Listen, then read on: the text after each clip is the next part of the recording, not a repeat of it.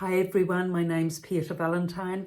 I've written 2 books, The Resident's Voice from a Dementia Unit and The Resident's Rise from a Dementia Unit. Today's session is on enabling your relative to find their bedroom or bathroom independently in a dementia facility. There's 4 steps to this.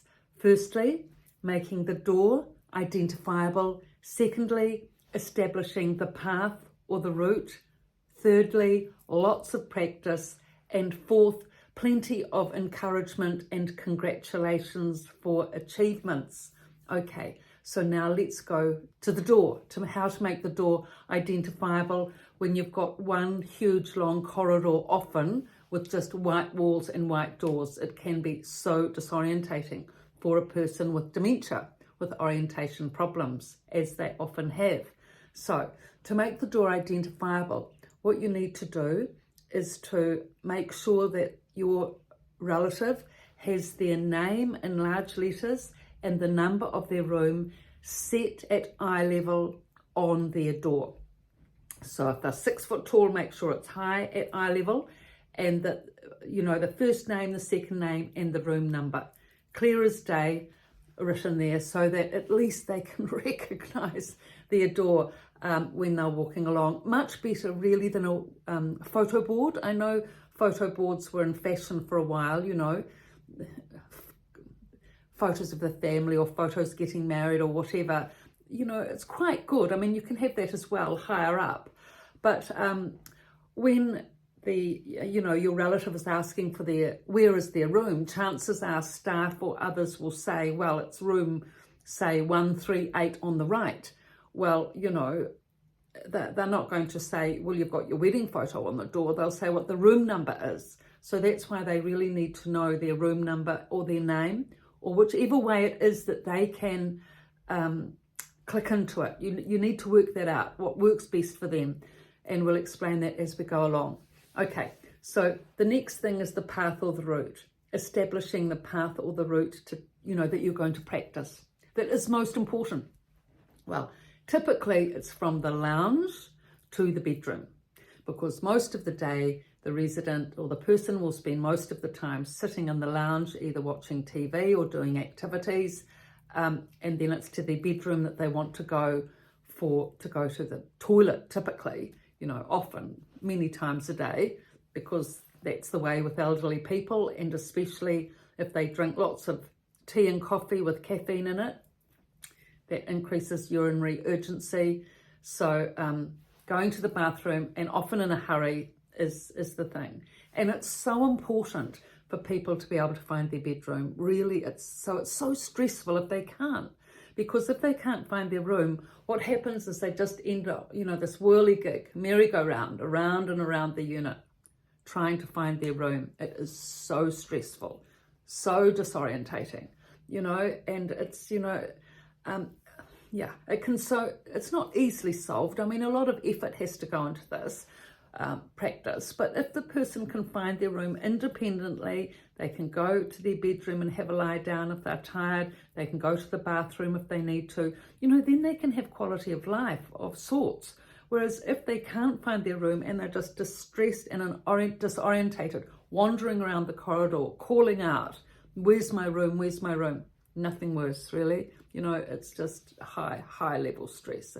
It's disturbing actually, and exhausting. And the person will never settle in a dementia facility with that going on, because often there's not staff around to ask. They get so exhausted walking around.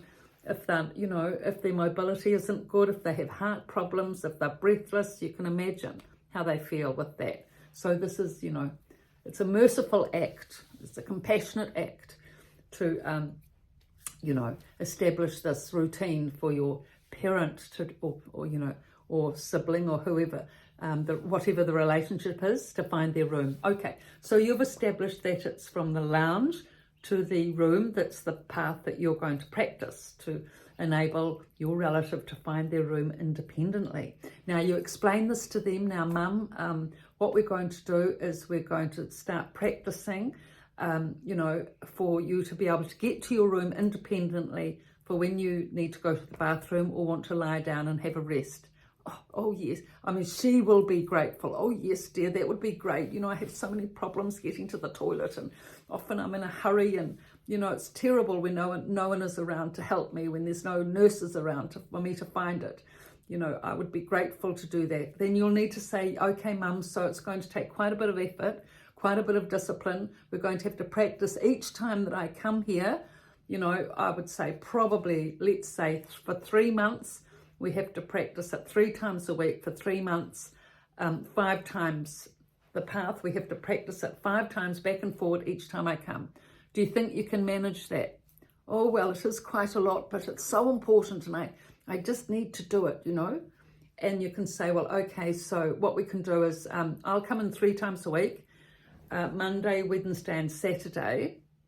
I know it's a lot, but we just have to get this right. If I can't come in, I'll get one of the kids to come in, and I'll explain to them the routine, or, you know, or someone, you know, or your sister might come and do it as well. We can have a bit of a team on board.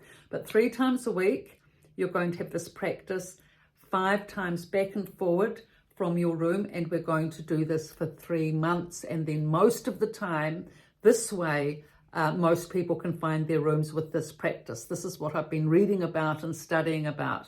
Now, are you up for it? Oh, yes, I'm up for it. It will be good to have the company. And I used to play a lot of sport when I was young, and I think that I can just get back that stamina. It will be good for my fitness. Well, that's a good attitude, Mum. Fantastic. Okay, so we're all sorted. Now, what we're going to do is when I arrive, we're going to do 2 practices, maybe even 3 when I arrive, so we get most of it done. Then when we leave, we'll do 2.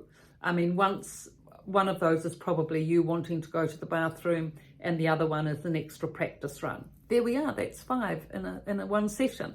And we do that 3 times a week for 3 months, and then with the staff helping out as well, you just see, we'll be able to work this out. Okay, so that you've got your practice route set up, you know, and you do your practices. Now, the 4th thing, so what we've done, the door, we've done the path, we're doing the practice, and the 4th thing is to encourage all the way. And do a little bit of a Google Maps direction, you know, direction orientation as you're going along. Oh, well, Mum, you know, your door's 3rd on the right. Firstly, we have to go past the nurse's station on the left. Okay, here we go. Recognize the nurse's station on the left. Yes, I know that. Okay, now we're walking along. Now I want you to read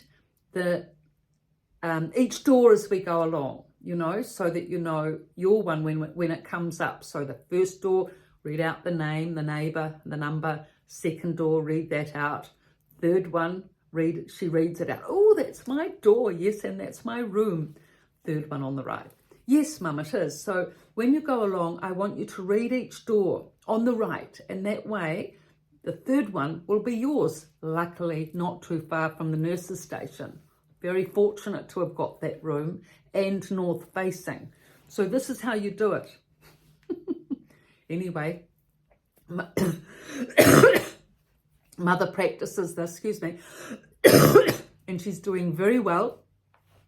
And in between, what you've done is you put a little sticker on the walker, you know, Mum, room 3rd on the right, room 138, and your name of your mother. And so she can look at the walker and then practice that as she's going along, you know, 3rd room on the right, you know, 138, speaks it out. And often this way, when staff see relatives making an effort with this, they will support the mother. Yes, 138, 3rd on the right, 3rd on the right. They will support the whole program as well. And that helps enormously when the staff come in and just sort of, you know, piggyback the effort, so to speak. So this is the way. With the practice, chances are your mother will find her room. She'll be able to lie down in the day, go to the bathroom independently, and have a nice life. Have the chances of having a nice life then on in at the dementia facility.